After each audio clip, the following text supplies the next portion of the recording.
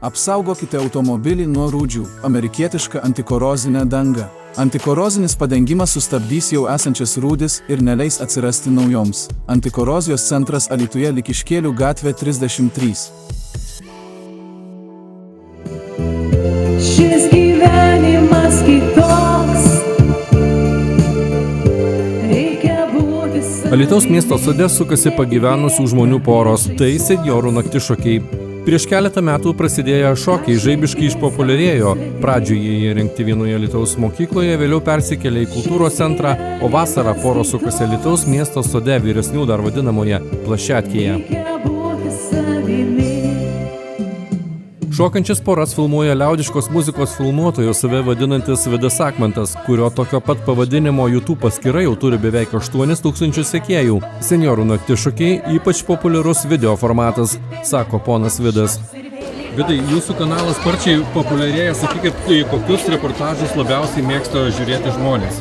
Va, čia, aš būtent naktišokius, aš tai supratau gal jau prieš gerus metus laiko. Esu bandęs įvairiausių žanrų filmuoti, bet kai pradėjau filmuoti šokius, nesvarbu kur Alytuje, ir visi šokiai, kuriuos aš befilmuočiau, praktiškai visi turi daug peržiūrų, yra prenumeratų. Nes vienas dalykas, mano kanalą žiūri jau nemažai senjorų. Kadangi naktišokius filmuoja ir daugiau operatorių, Vidas nori išsiskirti kokybę, o dar nesibaigus šokiams skuba montuoti siužetą, kad kanalo žiūrovai kuo greičiau rastų vaizdo medžiagą.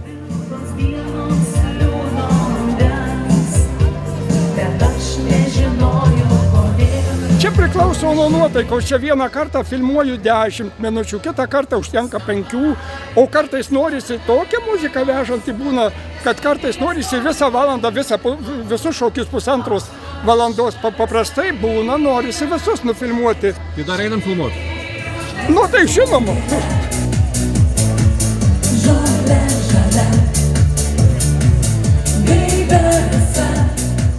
Pasak Vido Akmanto, kartais pasitaiko, kad šokėjai nenori patekti į kadrą. Operatorius atsižvelgia į pageidavimą ir nefiksuoja tokių porų arba montažo metu iškerpa.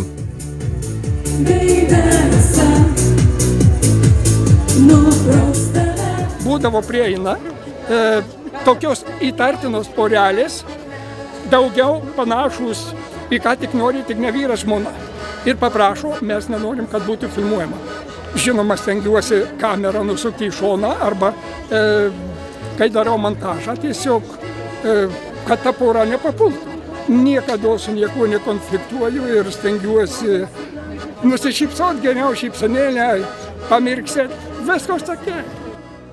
Senjorų naktišokiai jau tampa Alytaus vizitinė kortele. Iš kitų miestų atvykstantys atlikėjai neretai nustemba pamatę šimtus muzikos laukiančių porų. Mes savo šokiais užkrėtėm Lietuvą, praktiškai visa Lietuva. Dabar kas atvažiuoja pas mus į svečius ir muzikantai sako, kas čia pas jūs vyksta, sako, mes atvažiavom tik dėl to, kad čia baisiai įdomu, čia pas jūs šokiai, čia yra naktišokiai, tai jūsų Alytaus brendas. Senjorų naktišokiai tai ne tik galimybė vyresniems asmenims pašokti, dalis žmonių ateina paklausyti gyvai atliekamų dainų, pabendrauti su bičiuliais. Senjorų šokiai vyksta ištisus metus 2 kartus per mėnesį.